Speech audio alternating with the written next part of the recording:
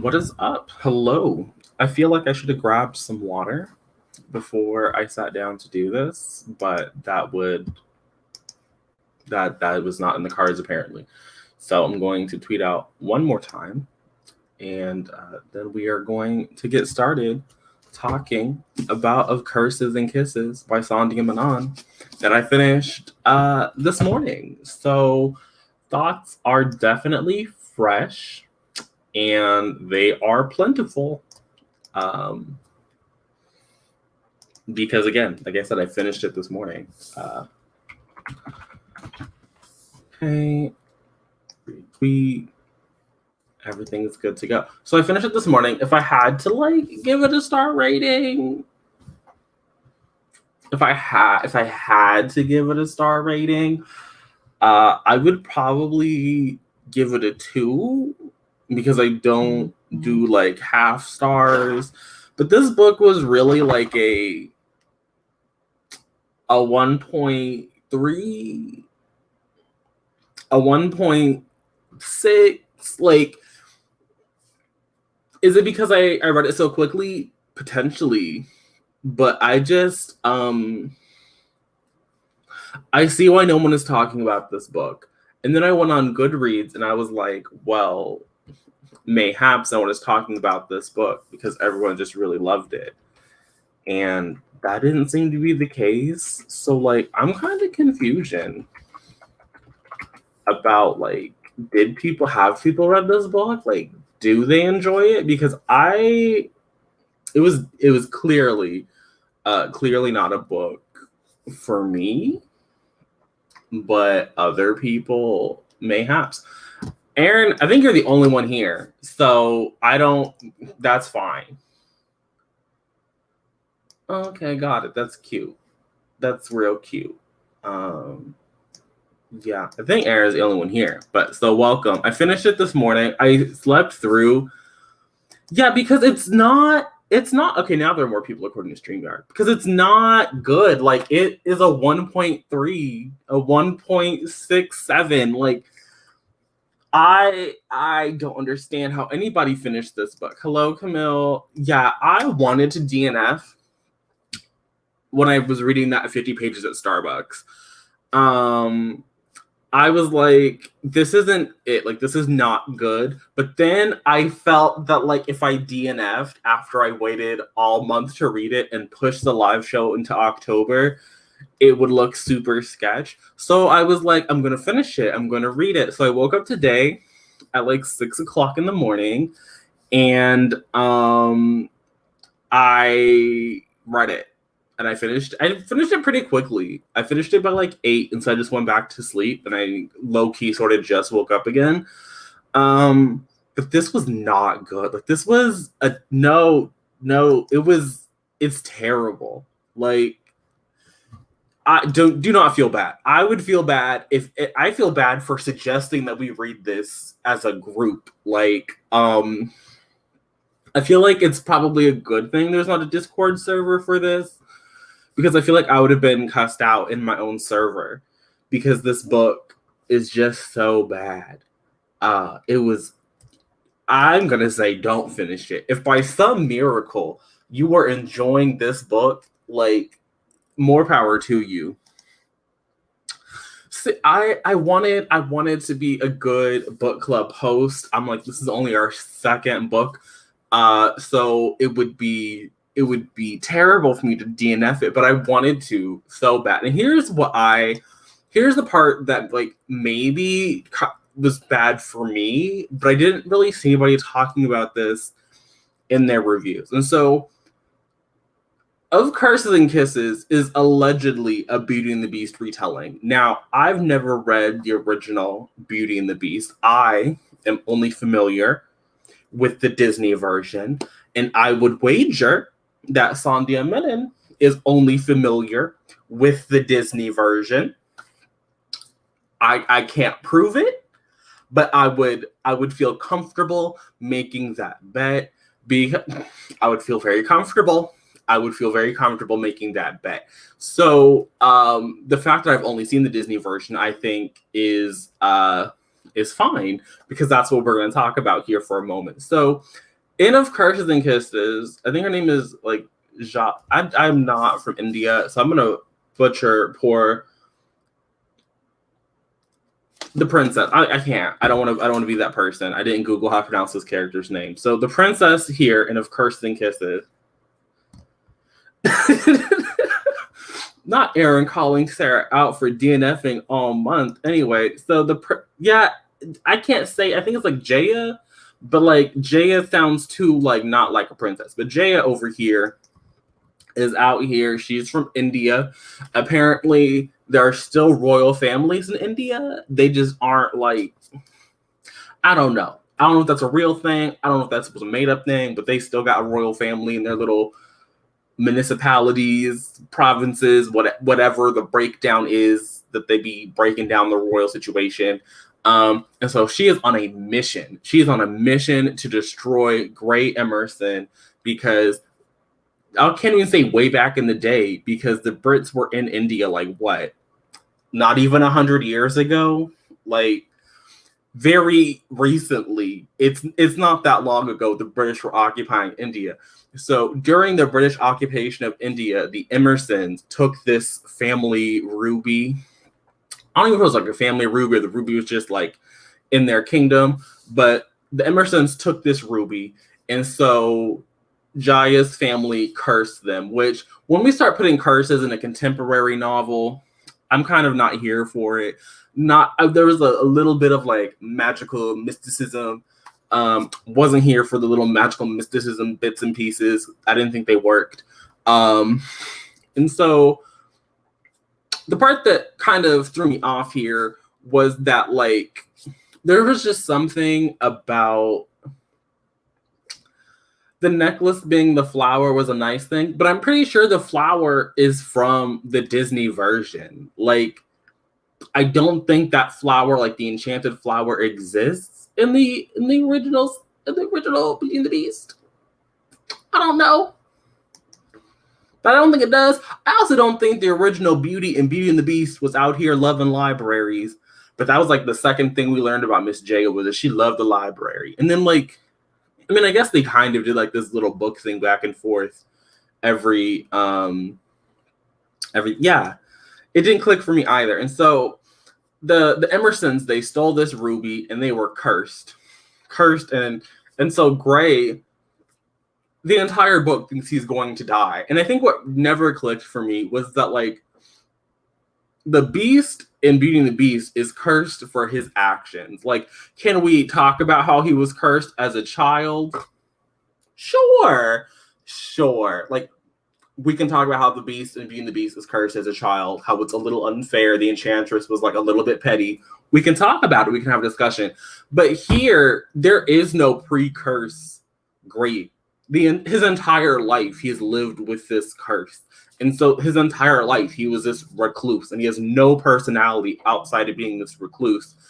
And so Jaya comes into his life, and he immediately knows who she is, and he immediately doesn't trust her. And he's like, fuck that bullshit. And meanwhile, Jaya over here is thinking she's like, cool, super spy woman. Like, she gonna come in here and like break hearts and take names. And I don't think that ever, like, that whole mission immediately falls apart. Like, there is no, like, moment where that happens. And I was expecting great enemies to lovers, but I was also deeply uncomfortable because the Emersons had, like, very specifically had occupied their kingdom during the British imperial period when the Brits were in there. So it's like, y'all family, like, this isn't just like random Romeo and Juliet where both of y'all are out here criminals, but this is like literal colonized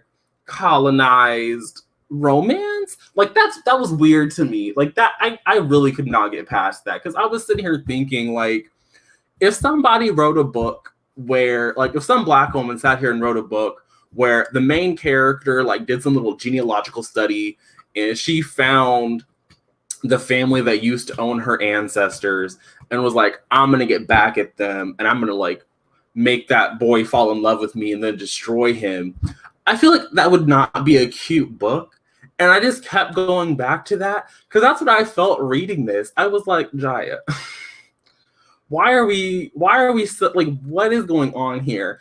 And then it is, YA contemporary. So we know that this enemies to lovers is going to end with them being lovers. So it's like, I don't want that. I I don't want it. I don't want it. And then like the last part of the book, when they're actually, trying to destroy I mean, to be fair, there's a lot of miscommunication going on in this book, and fine, sure. Let that. Yeah, I didn't like Jaya. I thought all of the characters in this book were very flat characters. And they really had no depth or nuance to any of their actions. They just kind of existed. And I'm like, this is a pretty complicated story you're telling here between the Emersons and the Rows. Like, this isn't just, like I said, this isn't just random Romeo and Juliet. We all families just been at war. Like, his family participated in the colonization of your direct homeland where you are still living, and you're just gonna, like, what, bring him home? You're just gonna bring him home? Like, you're just gonna bring him there? Like, I am so happy. I feel bad. I feel so bad that I wanted people to read this book. Like, I feel like I exposed you. I feel like I am Donald Trump in the Rose Garden, and I exposed all of you to coronavirus by suggesting we read this book. Because I don't think, and this is the second person to say they DNF'd. The other person didn't finish it. Erin, I don't think even picked it up. She's just here. I don't know. She's just here. So, like,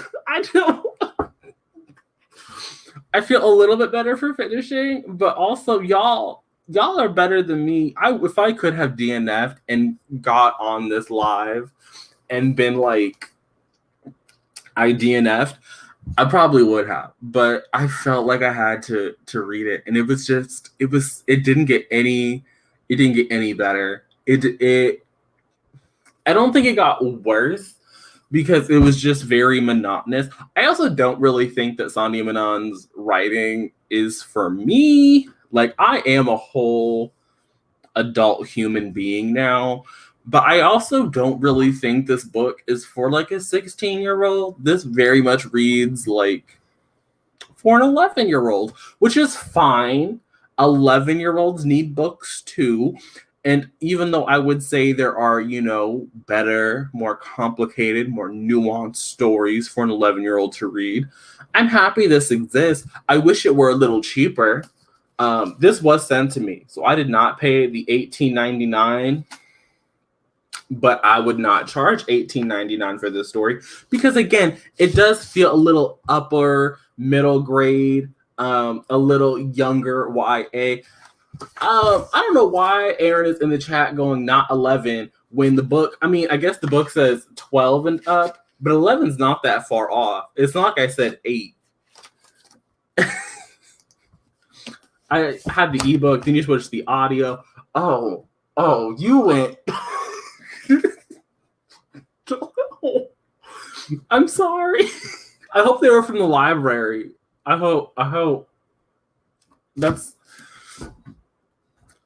everybody who read it this month got it from the library. Again, I was lucky in that this was the birthday present, so I'm going to appreciate it. I probably won't unhaul it, but I also will not be continuing on with the series. I don't think that's going to happen.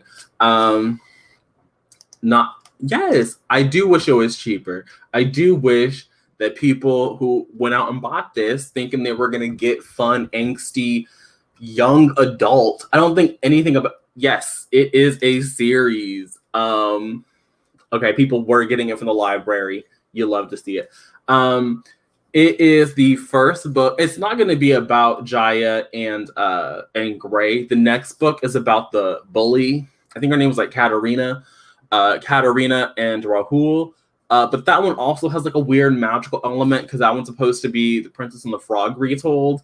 And I just have no interest in that story, even though I do think that Katerina was low-key the most complicated character in this in this book, but again, I don't think that Sanya Manon's writing style lends itself to like complicated, nuanced characters, because I don't think her writing allows for complicated, nuanced descriptions. Like every time, like it's a series just like her other books were a series, like the Dimple Met Rishi and all those are like they all know each other. It's the same thing here. It's like a lot of, or even like the Tessa Bailey books, or the Undercover Bromance, like the Bromance Book Club series. Like it's a series like those books are a series, like they're just companions.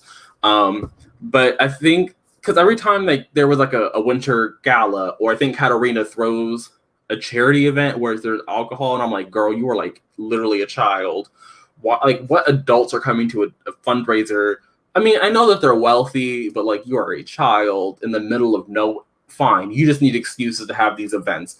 But every time they would have these events, it would be like, and she wore a killer insert name of designer here, and I'm like, that literally gives me nothing. Like, can I Google Alexander McQueen and find a killer dress? Sure, but I didn't get a color.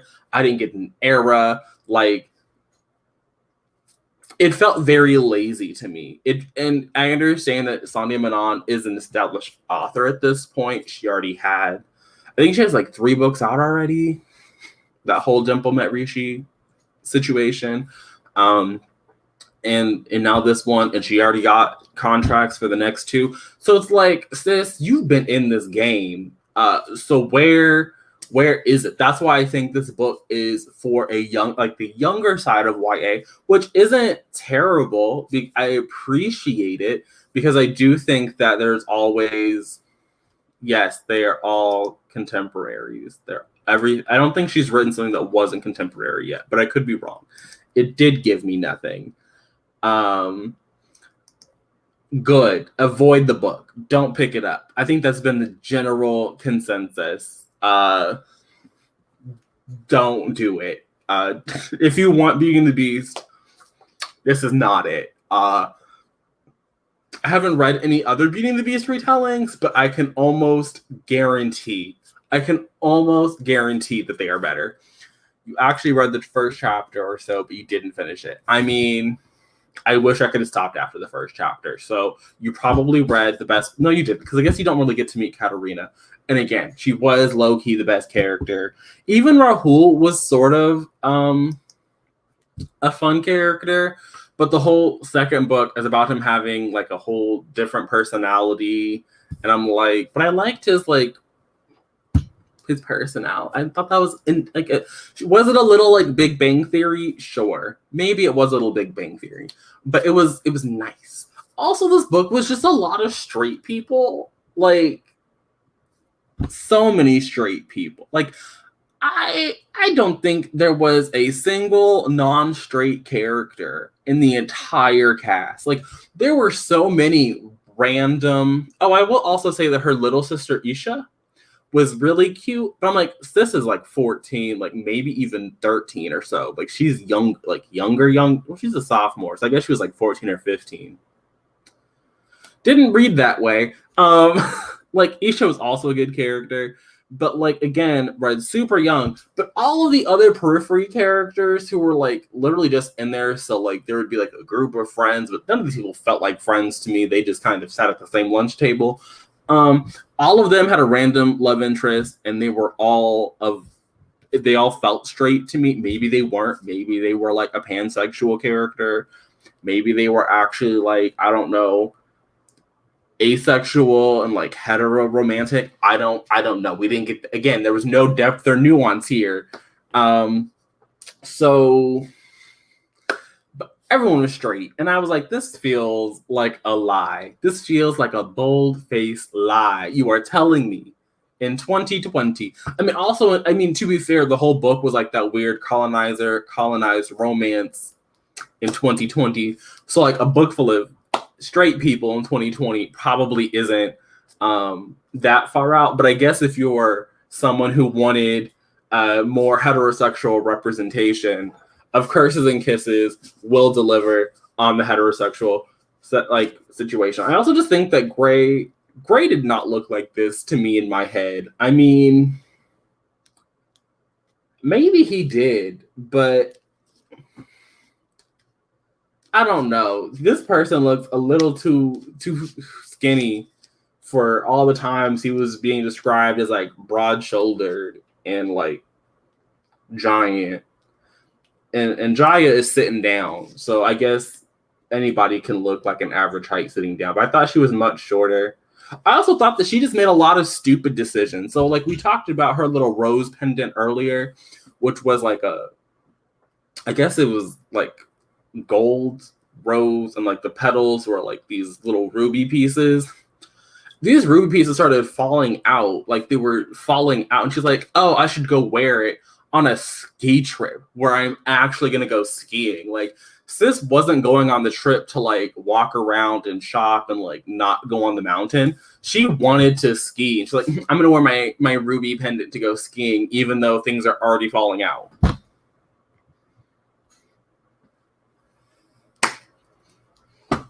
It was foolishness. Isha was great. Isha is getting a book. Apparently the third book is supposed to be Isha's, but I'm like, I don't know if I can come back to this world. I don't know if I can do that. I don't think I need to be at St. Rosetta's anymore. Curse the Dark and Lonely is good. It is Beauty and the Beast. Okay. It was a lie. It was. I think we went over this one. That's what it felt like. They tried to explain, like there was like this whole scene at the jeweler. She's like, "Oh, the whole reason I brought it on the ski trip," after they went skiing. Like they already had like this whole moment on the mountain. And it was after this moment on the mountain. She was like, "Oh, darn, I was going to take it to a jeweler. And I'm almost out of time." And I'm like, sis, like there's a whole car service at your school. Like that's a 24-hour car service. If you miss the bus, you can literally call the car service. Also, you're all wealthy. Like, you mean to tell me that you can't find nobody in Aspen? You're not even in the middle of nowhere. Like, you were literally in the middle of somewhere talking about, oh, they were never going to be stranded. It was foolishness. After Shreddy went skiing on the mountain with her little broken thing, then she went to the little jeweler, and I think they were like walking around or doing whatever they were doing. I didn't care. And that's when there was like the jeweler was like, "I think this thing is cursed," because the book wants you to believe that the Emersons stole this ruby just to steal this ruby. And then they eventually sold it to someone from the Middle East, just vague description, the entire region. And that cursed ruby somehow found its way back to Jaya, and her whole family just wants the ruby back. And so when she finds this information out, she's like, "This isn't the same ruby. It's just like a coincidence. It's a coincidence that this ruby is falling out." And I think what really killed me is like her whole family knows about this curse, but it takes Grayson reciting the curse to her for her to find out about it. And I'm just like, this is stupid. Like, y'all been meant, like, you mean to tell me, I understand that Jaya doesn't believe the curse, but Gray's whole life is about this stupid curse, as we talked about. Like, since he was like a literal child, like his father dropped him off at St. Rosetta's apparently, and he was like, "You killed your mother," which I thought was another gross thing that happened here, because Grayson, or Gray, his name is not Grayson. Gray's mother died giving birth to him, and so like he had this whole plot line about how I murdered my mother. It's foolishness. So he got dropped off at this boarding school when he was 6 years old, and like he low-key has never left. He's never left this school. But somehow at the end of the book, he's talking about how he saved money and he's invested, and how he's emancipating himself, and he's disowning his father. And I'm like, "Sir, you are a whole ass adult now. You've had an 18th birthday, sir. I don't think it's called emancipation anymore. Maybe it is. I don't know. But I think it's just, you just renounced your little lordship or whatever. Like, I don't know if we can use emancipation. Like, you're an adult now. Like, you are no..." And it was foolishness. Whole thing was foolishness. At no point did something happen in this book where it wasn't foolishness. But the jeweler going, have you considered that your pendant is cursed? Was it took me out. And then they were like, there's all these other valuable pieces of jewelry that are allegedly cursed.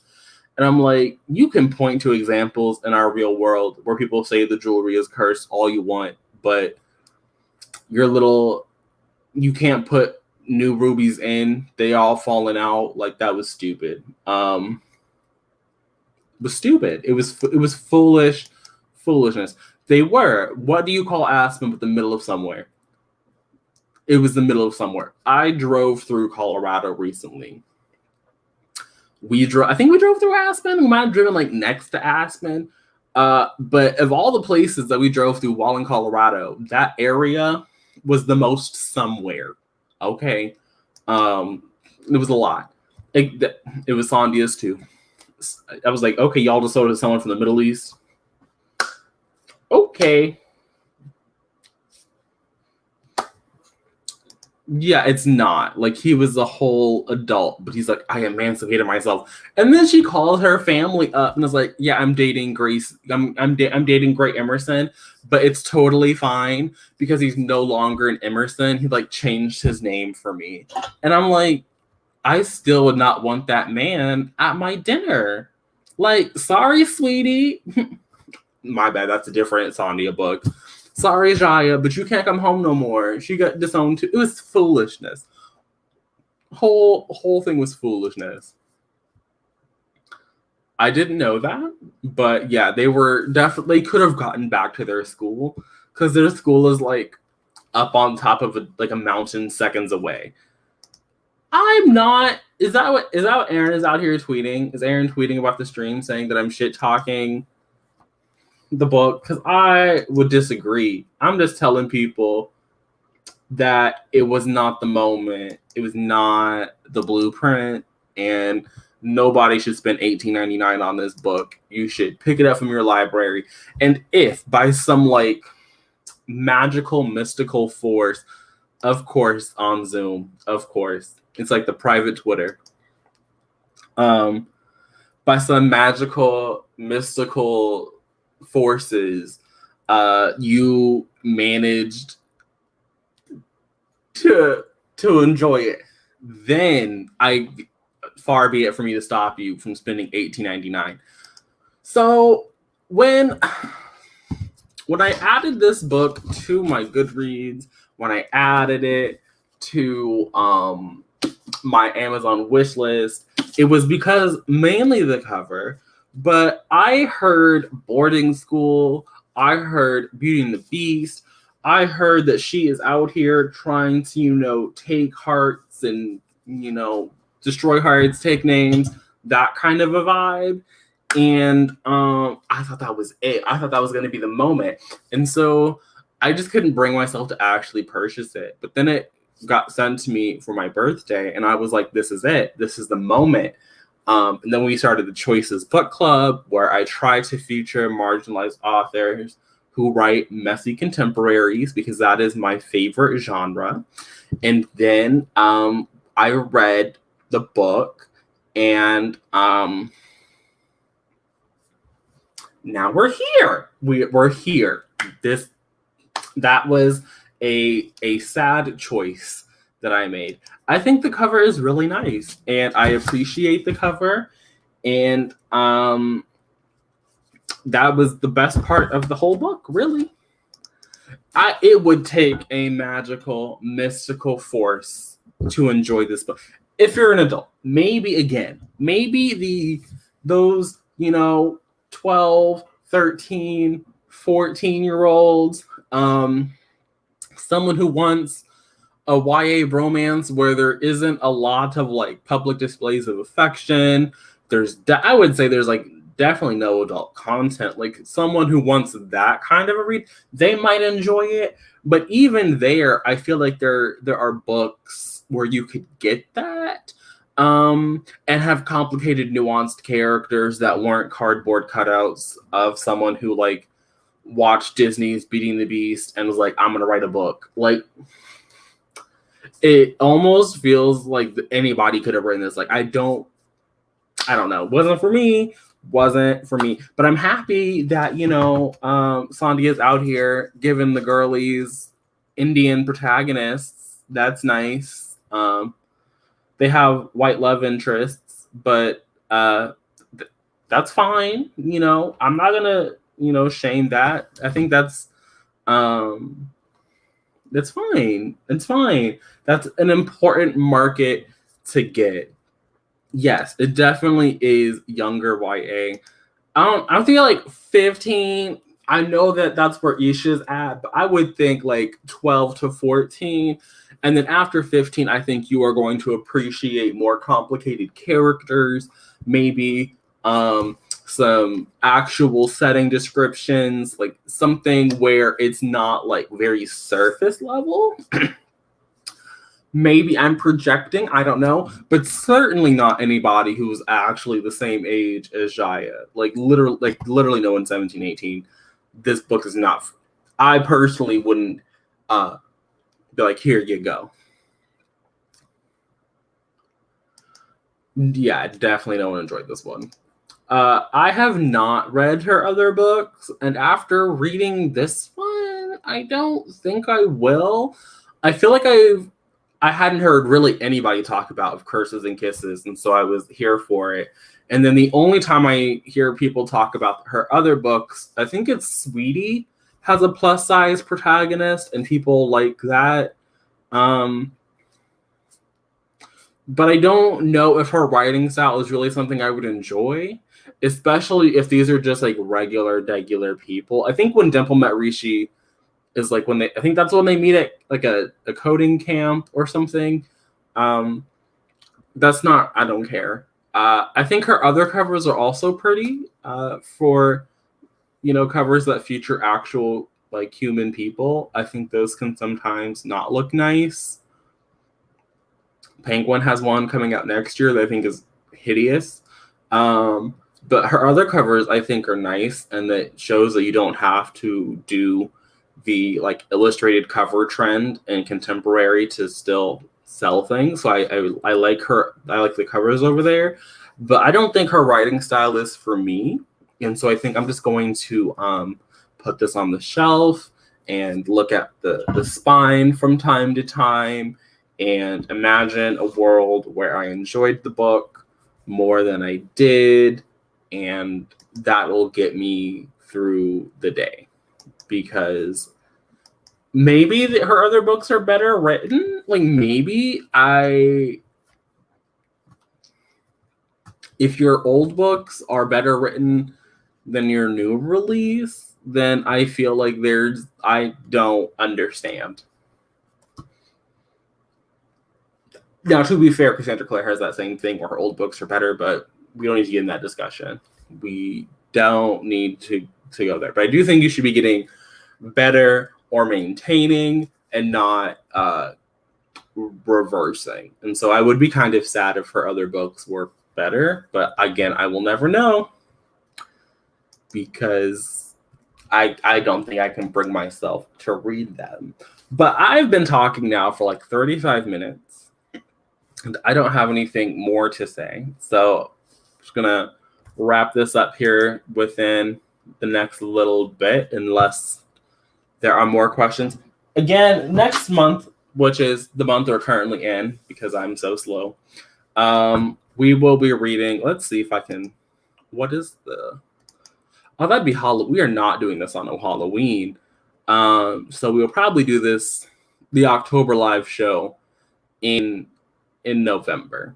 We probably will. I'm not doing a live show on Halloween. I think that would be silly, especially given the book we're reading. So it's not a spooky book. We are reading Love Boat Taipei, which was very hyped at the beginning of the year. And so I feel like a lot of people have already read this one, or they already own it, or maybe the library wait list is a little bit better. I don't know. But this is the October pick, which is probably about as not spooky as you can get, but that's fine. There are other readathons and book clubs for those spooky vibes. Or maybe you'll find this book is terrible, and that will be the horror for you. I don't know. Haven't read it yet. But that will be the next book we read for the Choices Book Club. But outside of that little announcement, to make sure I get it in here, I don't have anything else to say. So if there are any last minute questions, we can go for like another 2 or 3 minutes, and then I'll let y'all get back to your Sunday afternoon. You've heard good things about Love Boat. I've heard good things about Love Boat too. Everyone wouldn't shut up about Love Boat at the beginning of the year. So I'm looking forward to it. I don't know. I'm going to be cautiously optimistic. October is not off to a great reading month because I essentially read of Curses and Kisses in October, but we're gonna be optimistic. We're gonna hope that October will be like the first part of September where I just read nothing but 5 stars. You heard good things about Love Boat and you're looking forward to reading it. Same here. I'm very much looking forward to the experience. I think that this will actually, I don't know. I'm not going to project, but I do like, again, I don't understand how this is going to be a sequel. I think that's the thing I'm going into this the most nervous about, is that this is not a standalone. This is part of I think it's going to be a duology, because she's writing the second book at the moment. She's in Taipei apparently, or she's in Taiwan. I don't know if she's actually just staying in the city of Taipei. But I don't know. I'm very nervous when I hear things in contemporary land are being not like they're being serialized, because I don't quite know if that ever works out the same way it does for like fantasy, but I guess we'll find out. We'll see. But with that said, I'm actually going to go now. So thanks for coming out to chat with me. Sorry that I tried to get y'all to read this book. That was not my greatest moment on the platform. But now everybody knows not to read it. I'm going to be publishing my Goodreads review here in a moment, so everyone will know to avoid the book. But yeah, I'm actually going to end things. So thanks for coming out. We love to see it, and I'll see you guys later.